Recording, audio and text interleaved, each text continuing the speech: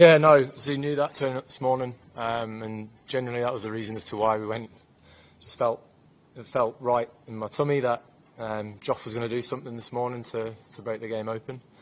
Yeah, your gut feel doesn't always work, but those 2 wickets he got this morning, obviously swung the game massively in our favour. Obviously you're knackered, but can you tell us how it feels to go deep 3 times in a row to the last session of a test match and be sitting here 2-1 up? Don't know. Bowl 45 overs in a test match and win. It's probably the best comparison I could do. Yeah, pretty cooked. Obviously big day today, but I thought the game was on the line, and yeah, there's not many things that can't get you. Sorry, bowling to win the test match for your country on day 5. However you wake up in the morning, if that doesn't get you going or get you up for going out there and putting in for your team, then I don't know what will. And can you tell us about the chat at tea? Obviously Bash had been off the field. He barely played a part in the game for a couple of days. He wasn't out there doing all those hard yards. What was the chat between you working out if he was ready to step into the game and win it? Yeah, every time I look round at the bench and ask for a drink, I just see Bash's little head peeking through there, like ready to go. We were obviously told by the match officials that he could stay off the field when he wasn't bowling, but if he was bowling, he had to stay out there. And look, we obviously threw a lot at their batting lineup today with seam. So yeah, just breaking that sort of flow of the game up with spin every now and again was obviously something I was going to go to, and yeah, starting off the session with Joff and spin was briefly spoken about. We all thought it was a good option, and yeah, it was great that Bash was able to get that last wicket with what he had to deal with this week. Sky Sports, Digital, go ahead. No problem. What did you think of the tensions between the 2 teams? And did you think at any point that it crossed the line or not? No, I think in big series like this, there's always going to be a time and a moment where the 2 teams were going to clash. But I'm all for it.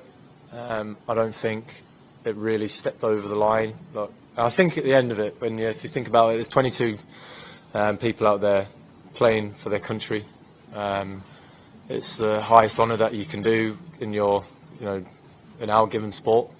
So you can understand that sometimes the emotions and the tension can get quite high, but I don't think there's anyone in the Indian dressing room or anyone in the English dressing room that's going to bed, going to cry themselves to sleep over what was said or done out there.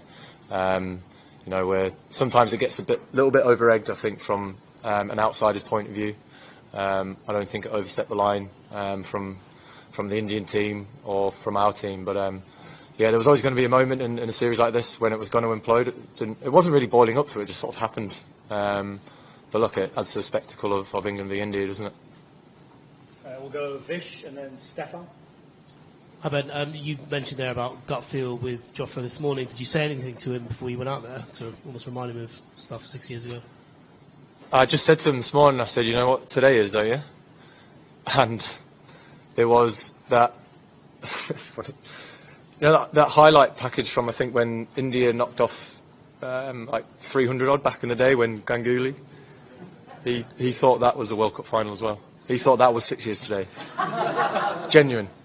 And I was like, no, that World Cup that we won. He was like, oh, that one.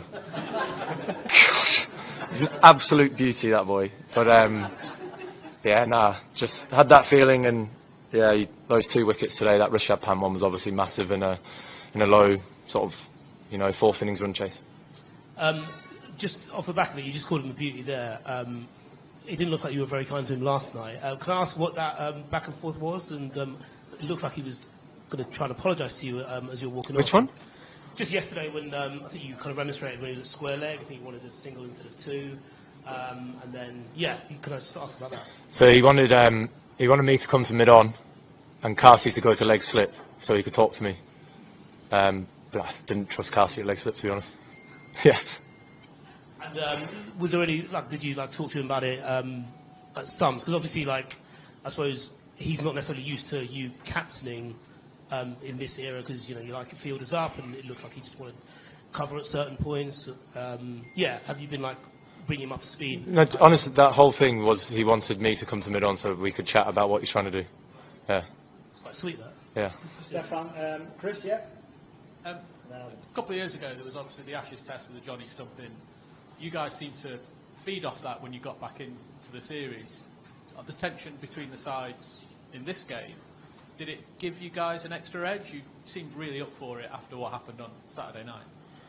I don't think so. I think sometimes it just brings out, another side of a team. Obviously, when you're watching your two opening batters go out there for an over and you're seeing 11 guys all come at you to your opposition, I think that's going to bring out another side. And yeah, as I said before, it just sort of brought out a bit of tension from both teams.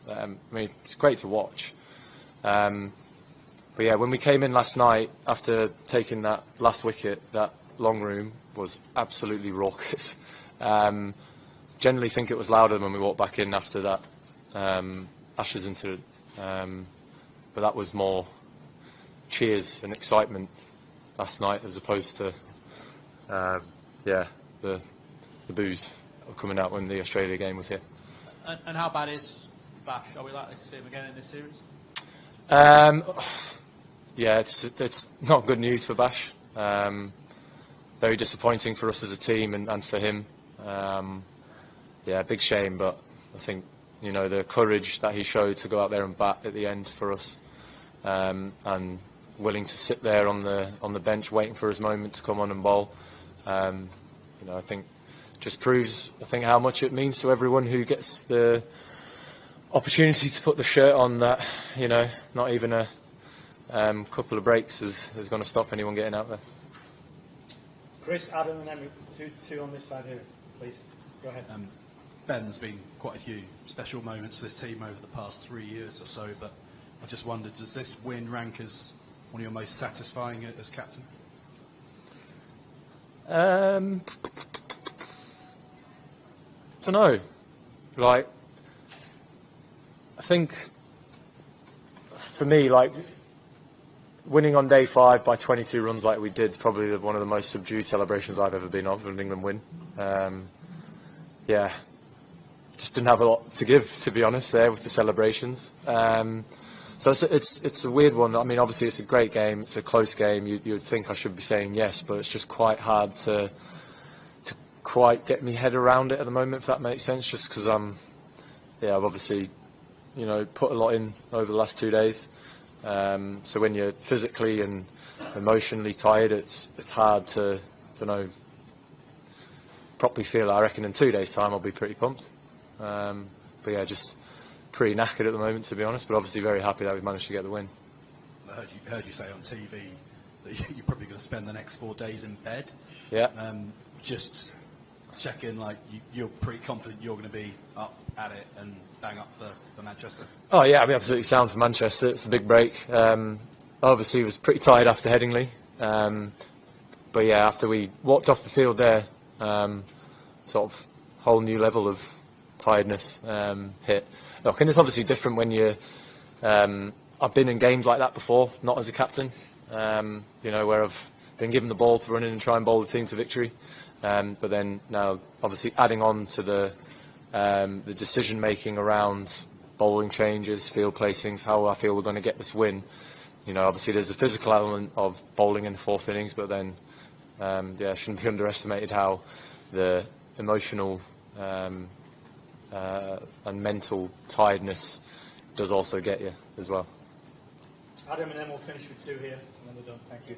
Hi Ben, you've obviously shown massive belief in Bash, and he's had a tough series, a tough week. How nice was that, just for his confidence, and assuming obviously we're not going to see him again for the rest of the series, is a good way to finish? I don't think it's confidence as anything to worry about with Bash. He's very confident with his abilities. He's very confident, comfortable within this team. But look, I think what an amazing feeling for him to be able to take that wicket there. And obviously with his hand in the state that it's in, amazing. Very proud of the way that he went about the rest of the week after having to come off the field. I think there would be a lot of people who might not necessarily have been brave enough to go out there and face, Bumrah, and then also put himself up for, wanting to get out there and bowl and help his team. Last two here. Ben, just want to ask that how much bowler Ben Stokes listened to Captain Ben Stokes when he was, delivering those 7 overs in a trot, 8 overs in a trot. They kept showing us Brendan McCullum's face. He was just trying to send some messages to, Tim Southee. So, they were always showing this. So, is there a communication between the Captain Ben Stokes and bowler Ben Stokes when he were, continuously coming up with spells after spells? You're trying to say we've got a little man on my shoulder or something? No, I think, look, obviously yesterday, it came down but there was more cricket to be played. Today there wasn't. Game was on the line, and that obviously is a completely different element and aspect to what it was last night. Obviously put a big shift in yesterday,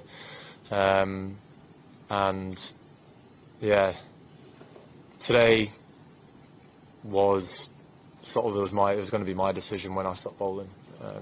As soon as I felt like I was not the person to break this game open or take the wicket, that's when I decided, right, enough's enough. Change the bowlers up, because look, although I felt threatening for most of the day, when batters are in, they feel more comfortable against whoever it is. So obviously changing who you bring on and giving a batter a sort of new bowler to line up to think about facing. That was sort of the decision today. But I was trying to bowl and win a game for my team. Last one, Mike, please. Last 2 or 3 years, Ben, we've obviously celebrated a lot of blazing hitting, and quite rightly so, but in games like this, does it make you appreciate even more the measured approach of someone like Root, top scorer in both innings, faced most balls in both England innings, and he must have virtually honours board to himself in the dressing room now, hasn't he? He should do, definitely. That's his 9th, is it, or 800? 8th? Yeah, he seems to be doing the first man to do this a lot for England at the moment. It's amazing to be in a dressing room with greatness. We've known each other since we were like 12, 13 years old, so to be still playing for England together is pretty amazing. He's still the same old Joe Root that he was back in the day. And look, I think the way in which this whole game played out, scoring freely was very, very tough. It wasn't a wicket that you felt like you could actually get huge value for your shots. So it was about, biding your time and just, taking almost your runs as they came, if that makes sense. And obviously, Ruti's the best batter in the world in all conditions, in my opinion.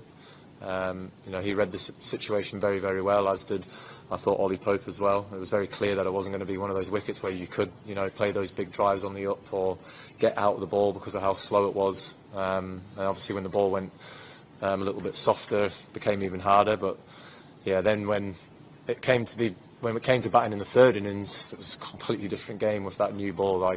It was interesting test match to be a part of as a batter, with the amount of changes that the wicket sort of threw at you. But and even again, that third innings, we honestly felt that 190 runs was going to be very, very tough to chase down because of how that wicket had changed. The invariable bounce, some keeping low, some going through the top. So, we were actually very confident that we had a good score, but we knew we would have to bowl well.